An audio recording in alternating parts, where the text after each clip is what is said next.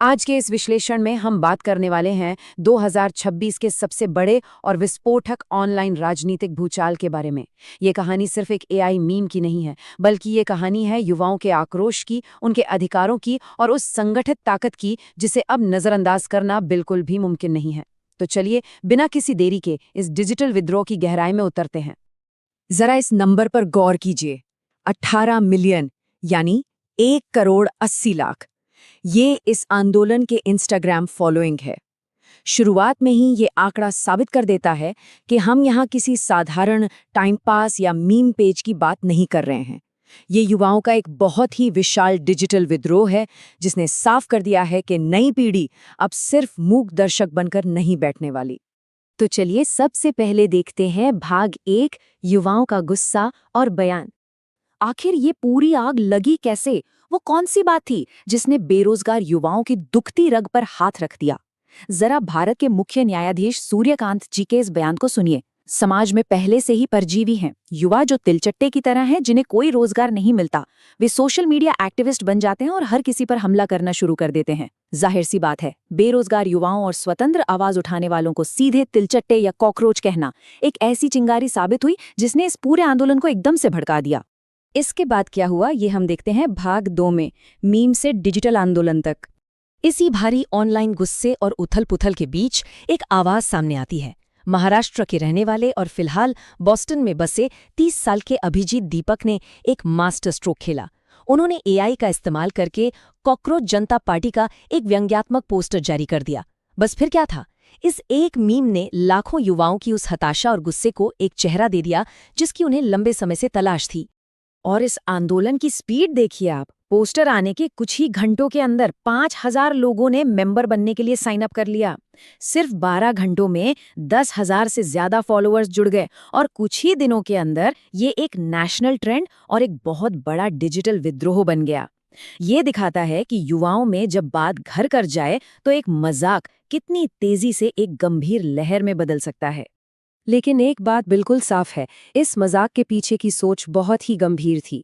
खुद इसके निर्माता अभिजीत दीपक का कहना है कि ये कुछ अभूतपूर्व है। योजना राजनीतिक विमर्श को बदलने और राजनेताओं को अधिक जवाबदेह बनाने की है। ये महज एक जोक नहीं, बल्कि युवाओं का एक संगठित प्रयास है जो सिस्टम से सीधे तौर पर जवाबदेही मांग रहा है। अब आते हैं भाग 3 पर, राष्ट्रीय सुरक्षा और सरकारी बैन।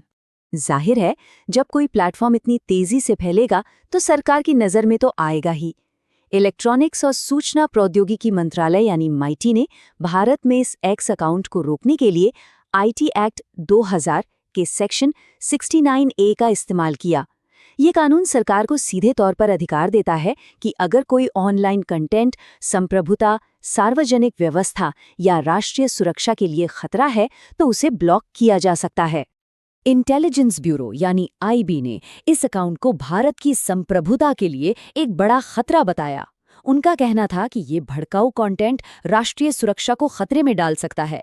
लेकिन अगर आप ध्यान दें तो यहाँ सबसे अहम बिंदु ये था कि ये अकाउंट युवाओं के बीच बड़े पैमाने पर लोकप्रियता हासिल कर रहा था।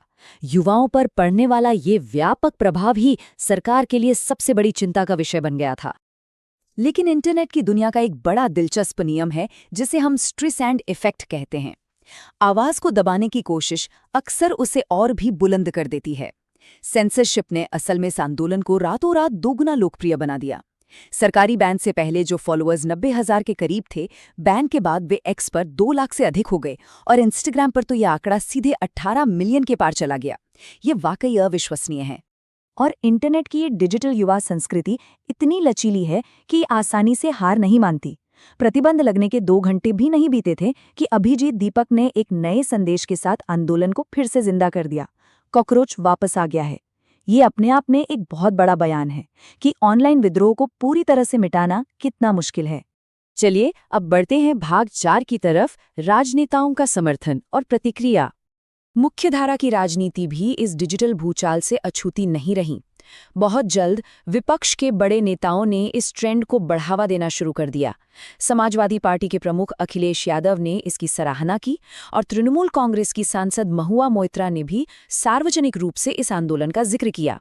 ये साबित करता है कि जब युवा एक साथ आते हैं तो उनकी अभिव्यक्ति जबरदस्ती मुख्यधारा की राजनीति में अपनी जगह बना ही लेती है। और इसी बात पर कांग्रेस सांसद शशि थरूर का ये बयान काफी अहम हो जाता है। उन्होंने कहा कि लोकतंत्र में ये एक स्वस्थ बात है, कुछ ऐसा जो व्यंग्यात्मक है, हास्यपूर्ण है और साथ ही बेहद गंभीर भी। ये युवाओं की हताशा को बाहर निकालने का एक बेहतरीन माध्यम है। ये इस तर्क को मजबूती देता है कि युवा अब कह रहे हैं कि बहुत हो गया, और ऐसे आउटलेट्स को बंद करना लोकतंत्र के लिए एक विनाशकारी कदम हो सकता है। आखिर में बात करते हैं भाग 5 की, व्यंग्य, सेंसरशिप और हमारा भविष्य। शुरुआत में कई आलोचकों ने इसे बस इंटरनेट का एक वायरल फेज मानकर खारिज कर दिया था कि ठीक है, कुछ दिन चलेगा और फिर लोग भूल जाएंगे। लेकिन असलियत इसके बिल्कुल उलट निकली। आज ये आंदोलन ऑनलाइन असहमति, इंटरनेट सेंसरशिप और डिजिटल व्यंग्य के प्रति सरकार के रवैये पर एक बहुत ही गंभीर बहस का रूप ले चुका है। मीम्स के पीछे छिपे इस गहरे अर्थ को समझना अब पहले से कहीं ज्यादा जरूरी हो गया है। इन सब बातों को देखने और समझने के बाद एक बहुत ही बड़ा और उकसाने वाला सवाल हमारे सामने खड़ा होता है। क्या इंटरनेट सेंसरशिप वाकई युवाओं की आवाज को दबा सकती है? इसी सवाल के जवाब में छिपा है हमारे आने वाले कल का निर्माण और राजनीति में युवाओं की भागीदारी का भविष्य। इस विश्लेषण में जुड़ने के लिए बहुत बहुत धन्यवाद। इस सवाल पर जरूर विचार कीजिएगा।